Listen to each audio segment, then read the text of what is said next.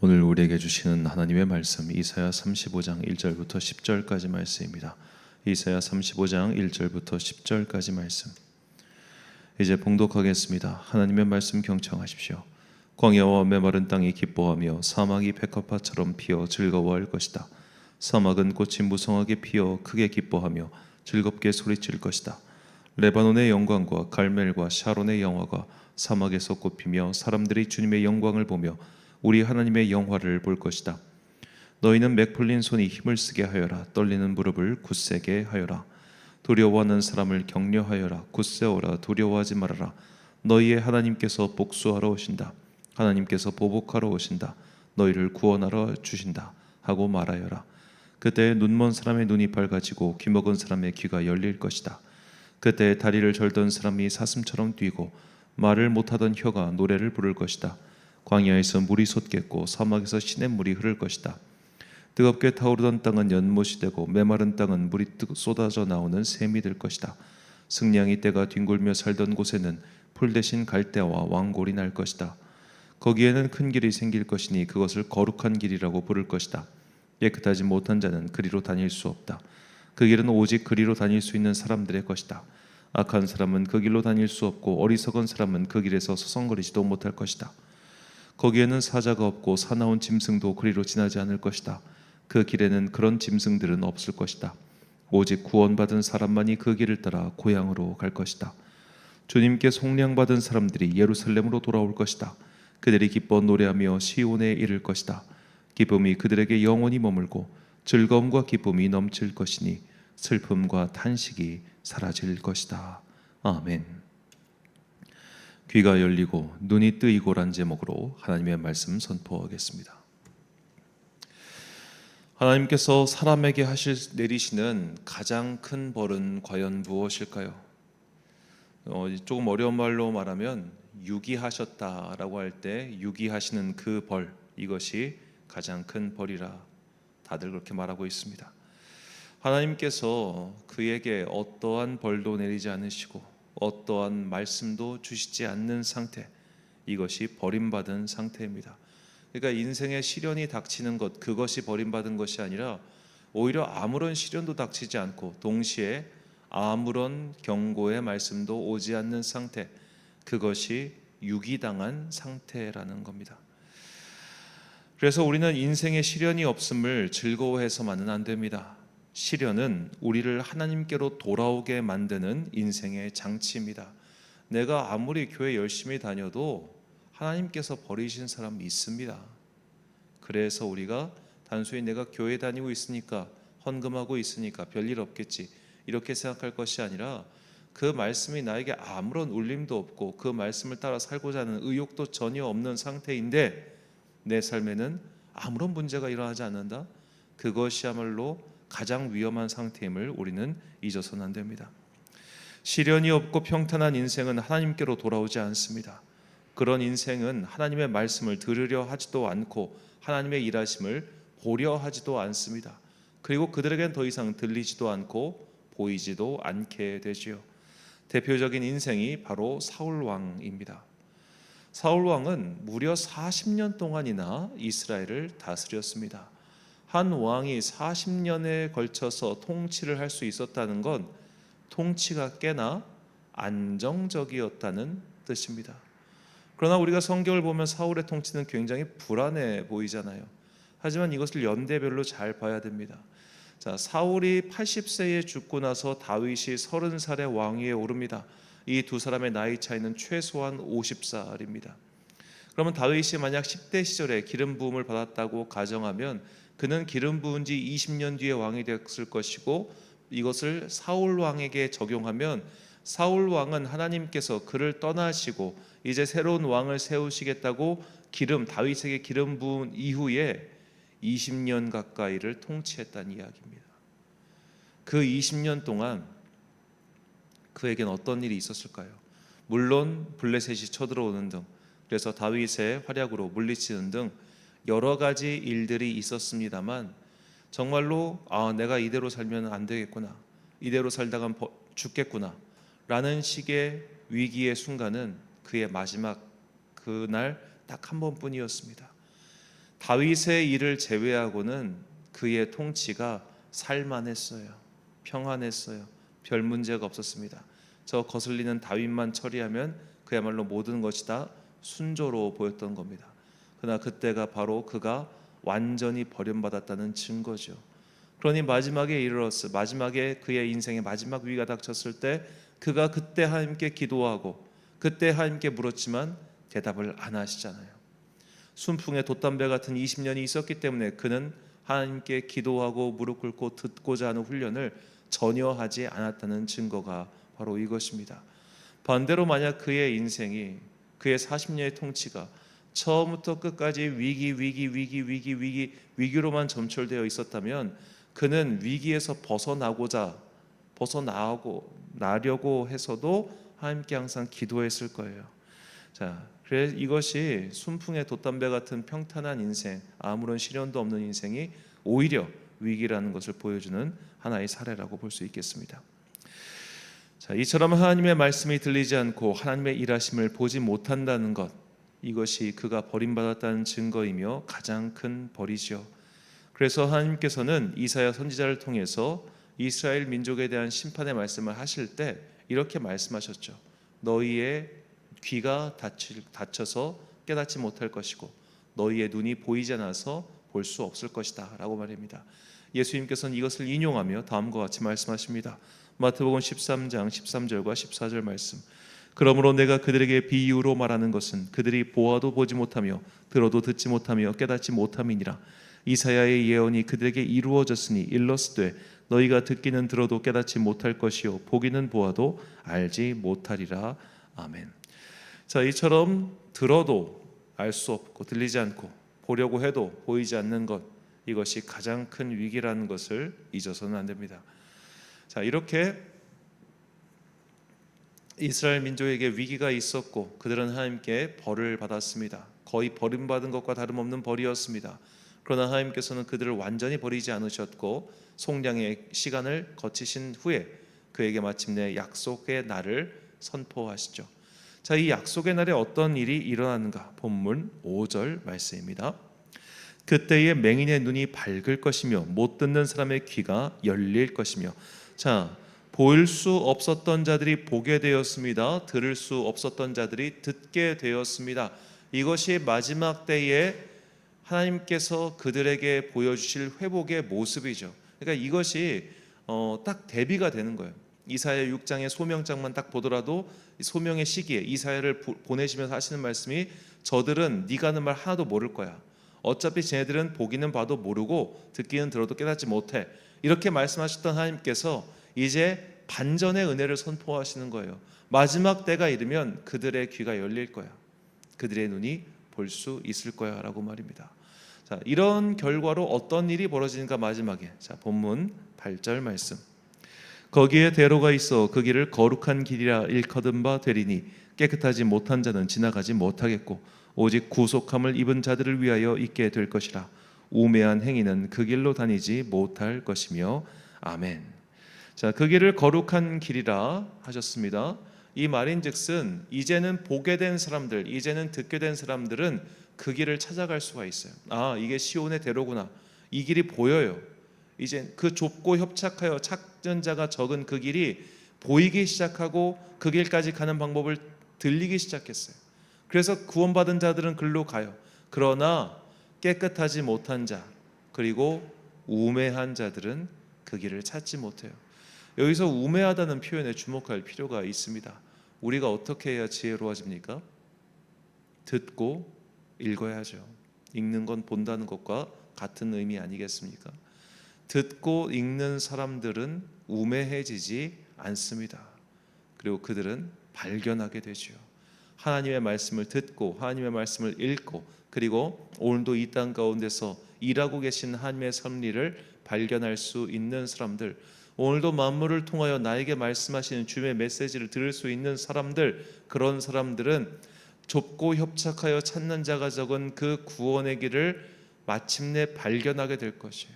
그러나 우매한 자들, 끝까지 주님께 돌아오지 않는 자들은 그 길을 찾을 수 없다는 겁니다. 자, 그래서 이것을 보통 한자어로는 깨달았다라고 해서 깨달을 각자를 많이 씁니다. 자, 깨닫다라고 하는 것은 배울 학자의 볼 견자를 합친 단어죠. 배울 학자 변을 쓰고 그리고 여기다 볼 견자를 쓰는 겁니다. 자, 이렇게 볼 견자와 배울 학자, 배우니까 보는 게 달라지는 것, 이게 깨달음이에요. 들으니 그 이전에는 알 수 없었던 하나님의 섭리가 보이기 시작하는 것이죠. 그래서 우리는 잘 들어야 하고 보는 것이 달라져야 하는 겁니다. 우리는 하나님의 말씀을 듣고 하나님의 일하심을 봐야 합니다. 귀가 열리고 눈이 뜨여야 합니다. 그러면 우리는 어떻게 해야, 또 무엇을 대하여 구체적으로 기도해야 이렇게 귀가 열리고 눈이 뜨이는 그런 깨달음을 얻을 수 있을까요? 자, 첫 번째로 우리가 봐야 하는 것, 제가 이걸 그냥 켜놨었네요. 우리는 믿음의 본을 봐야 됩니다. 사도행전 20장 35절 말씀, 범사에 여러분에게 모본을 보여준 바와 같이 수고하여 약한 사람들을 돕고 또 주 예수께서 친히 말씀하신 바 주는 것이 받는 것보다 복이 있다 하심을 기억하여야 할지니라. 아멘. 자, 우리는 이렇게 주변에서 우리의 믿음이 본이 될 만한 사람들을 봐야 합니다. 가깝게는 여러분의 교회의 목사가 될 수 있겠고 또 함께 사역하는 성도들이 될 수 있겠죠. 여러분, 아무리 형편없는 사람이라도 삼일행 필류 아사라고 내가 배울 점은 반드시 있을 겁니다. 저 권사님은 참 별로야 라고 하는 사람에게도 유심히 관찰해 보면 내가 저분의 저런 것은 배워야겠다라는 게 있어요. 그렇게 다른 사람들의 모습을 통해서 내가 믿음의 본을 삼고자 할 때 우리는 무엇을 볼 수 있느냐? 형제의 모습 속에 보이는 하나님의 형상을 발견할 수 있다는 겁니다. 그래서 믿음의 본이 될 만한 사람들을 찾는다고 하는 것은 그를 유심히 관찰한다는 뜻이고, 유심히 관찰한다고 본을 찾으려고 하면 적어도 긍정적인 마음과 눈으로 그를 봐야 될 거 아니에요? 그러면 하나님의 일하심을 발견하게 된다는 겁니다. 자, 두 번째로 우리는 만물 속에 감추어진 하나님의 메시지를 발견해야 합니다. 로마서 1장 20절 말씀, 창세로부터 그의 보이지 아니하는 것들 곧 그의 영원하신 능력과 신성이 그가 만드신 만물에 분명히 보여 알려졌나니 그러므로 그들이 핑계하지 못할지니라. 아멘. 하나님의 능력과 신성이 모든 만물 가운데 보편적으로 들어있다는 겁니다. 그래서 자연과학을 연구하는 사람들 가운데 그리스도인이 많은 이유가 여기에 있다고 저는 생각합니다. 이 자연의 신비로움과 법칙들에 대해서 연구하면 연구할수록 우리는 하나님께서 만드신 세상이 참으로 신묘막측하구나라는 생각을 할 수밖에 없어요. 이 시간 새벽이라서 제가 길게 말을 못하지만 최근에 그 정치권에서 한 인사의 인사청문회 때 당신 뭐 진화론 안 믿고 창조론 믿냐, 이거 가지고 막 비과학적인 사람, 넌 뭐냐, 부흥회냐, 목사냐, 온갖 조롱이 쏟아졌단 말이에요. 이거 반드시 내가 한번 꼭 반박 그거 설교를 할 건데, 자, 그때 보면 사람들은 창조론 믿는다고 하면은 되게 막 저런 막 비상식적인 사람이다 이런 식으로 취급하는 것 같아요. 그래서 생각해 봐요. 우리가 조금만 생각해 보자고요. 자, 공룡이란 게 분명히 과거에 있었습니다. 그런데 이 공룡은 왜 멸종했을까요? 운석이 떨어졌다, 빙하기가 시작됐자, 그렇게 말을 하는데, 그러면 자, 분명히 진화론에 따르면 좀 더 어떻게 보면 생존에 유리한 것들이 이렇게 남는 거 아닙니까? 인간이 어떻게 생존에 유리합니까? 포유류가 어떻게 생존에 유리합니까? 그런 실제로 걔네가 파충류라 쳐요. 걔네들도 추위에 약하겠지만 걔네들이 다 멸종할 정도의 추위였다면 글쎄요, 우리 같은 포유류가 남을 수 있었을까요? 저는 생존과 진화, 그 생존에 용이하기 위해 진화했다, 이걸 아무리 생각을 해봐도 차라리 그때 하나님께서 새로운 것들을 창조하셔서 이렇게 세상을 만들어 가셨다는 게 훨씬 낫지. 하여튼 새벽이니까 제가 길게 얘기하지 않겠습니다. 자, 이렇게 해서 우리는 만물 속에서 말씀하시는 이 하나님의 섭리를 발견하고 우리의 믿음을 키울 수 있어요. 자, 그리고 마지막 세 번째, 이게 제일 중요합니다. 성령님을 통하여 우리의 눈이 뜨여야 합니다. 사도행전 2장 3절과 4절 말씀, 마치 불의 혀처럼 갈라지는 것들이 그들에게 보여 각 사람 위에 하나씩 임하여 있더니 그들이 다 성령의 충만함을 받고 성령이 말하게 하심을 따라 다른 언어들로 말하기를 시작하니라. 아멘. 자, 성령님의 임재가 그들의 눈에 보였습니다. 이것이 어떤 가시적인 사건이라서 보였다기보다는 이제 주님께서 그들의 영의 눈을 띄게 해주신 거예요. 그래서 그때부터 보이기 시작합니다. 마치 당나귀를 타고 가다가 당나귀 사건 피하자 주님께서 그의 눈을 열어주셨고, 이제 그의 눈에, 발람의 눈에 드디어 하나님의 선지자가 보이기 하나님의 천사가 보이기 시작하잖아요. 자, 그런 식으로 원래 있었던 것인데 주님께서 영의 눈을 띄워주시자 성령의 임재가 보이기 시작한 것이죠. 이것은 결국 임재를 뜻하는 말입니다. 주님의 영이 임하시니 보이지 않던 것이 보이게 되었습니다. 주님의 영이 임하시니 이제부터는 들리지 않던 것이 들리기 시작합니다. 그래서 성령님의 임재 체험은 정말 중요합니다. 그런데 그냥 성령님의 임재 체험을 통해서 내가 그 이전에 보이지 않던 것이 보이고 들리지 않던 것이 들리기 시작했는데 임재 체험을 했다고 하면서 그저 마음만 뜨거워, 그러면 안 된다는 거예요. 그거는 아직은 과거에 머물고 있는 상태예요. 이제는 보여야 하고 들려야 합니다. 우리는 그것을 위해서 성령님의 임재를 기도해야 하는 것이죠. 사랑하는 천안광성교회 성도 여러분, 그리고 이 새벽을 함께 깨우고 계신 귀한 주님의 자녀 여러분, 우리의 귀가 들리지 않고 눈이 열리지 않으면, 그리고 무엇보다 그런 상태인데도 내 삶에 아무런 일도 일어나지 않는다면 그것이야말로 정말 큰 위기라는 것을 잊어서는 안 됩니다. 우리는 반드시 귀가 열려야 하고 눈이 뜨여야 합니다. 이것을 위해 항상 기도하십시오. 평안하다면 더욱더 기도하십시오. 내가 아무런 변화도 없는데 평안하다? 하나님의 사람에게는 절대로 그런 일이 있을 수가 없습니다. 왜냐하면 우리는 불완전한 사람이잖아요.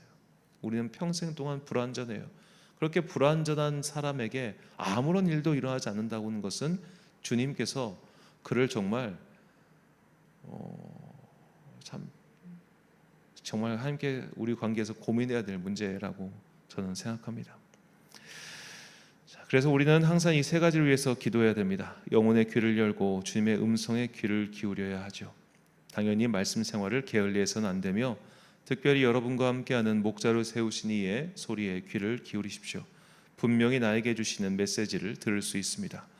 두 번째로 눈이 열리길 기도하십시오. 삼인행 필류 아사라는 말처럼 반드시 내 주변에 좋은 신앙의 모범이 되는 이들이 있습니다. 모든 면에서 스승이 되는 이들은 드물다 할지라도 어느 사람에게선 이것을, 저 사람에게선 저것을 배우면 됩니다. 오늘도 내 삶에서 역사하시는 하나님의 일하심을 발견할 수 있도록, 즉 성령님의 임재를 체험할 수 있도록 기도하십시오. 그것이 하나님과 동일하는 매일의 우리 믿음의 훈련입니다. 항상 성령님의 임재를 구하고 불과 같이 일하시는 하나님의 은혜, 성령님의 은혜를 체험하시길 바랍니다. 그리스도의 장성한 분량에 이르기까지 우리의 귀가 열리고 눈이 뜨이는 것을 위하여 항상 기도하며 주님의 은총을 기다리는 여러분과 제가 되시길 예수님의 이름으로 축원합니다. 기도하겠습니다. 사랑과 은혜가 풍성하신 아버지 하나님, 이제 성령님의 임재를 통하여 우리의 귀가 열리게 하시고 눈이 열리게 하여 주옵소서. 그리하여 그 이전엔 들을 수 없었던 주님의 음성을 듣게 하시고 그 이전에는 보이지 않았던 하나님의 일하심을 발견할 수 있는 지혜로운 주의 자녀들 되게 하여 주옵소서. 이렇게 귀가 뜨이고 눈이 열린 사람들만이 좁고 협착하여 찾는 자가 적은 구원의 길을 찾아낼 것이며, 그리하여 그리스도의 장성한 분량에 이르기까지 그 구원의 길을 올곧게 걸어가는 주의 자녀가 될 줄을 믿습니다. 그러니 주님, 이 시간 기도하는 모든 자녀들의 귀를 열어주시고 눈이 뜨이는 은총과 회복과 기적의 역사 일어나게 하여 주옵소서. 한 주의 업무를 마치는 금요일입니다. 바삐 살아가고 있는 당신의 자녀들에게 복과 은혜 내려주시고, 명절을 마치고 다시 일터로 복귀하여 바쁘게 살아가고 있으니 그들에게 지혜와 능력 더하여 주옵소서. 가을임에도 불구하고 갑자기 폭염으로 인해서 많은 이들이 힘겨워하고 있습니다. 주님께서 특별히 연로하신 성도들, 그들의 손과 발에 새 힘을 주셔서 지치지 아니하도록 은총 베풀어 주옵소서. 오늘 하루도 참 좋으신 우리 주님의 은총과 평강이 모든 주의 자녀들과 함께 하시기를 간절히 소망하오며, 이 모든 말씀 우리 구주 예수 그리스도의 이름으로 기도드립니다. 아멘. 오늘의 기도 제목입니다. 나의 눈을 열어주사 믿음의 본이 되는 좋은 동역자를 발견하게 하시고, 삶을 통해 보여주시는 하나님의 뜻을 발견하게 하시고, 항상 성령님의 임재를 깨닫게 해달라고 기도하십시오. 오늘 주신 기도의 제목 가지고 기도와 묵상의 힘쓰느라 되시길 바랍니다. 기도하겠습니다.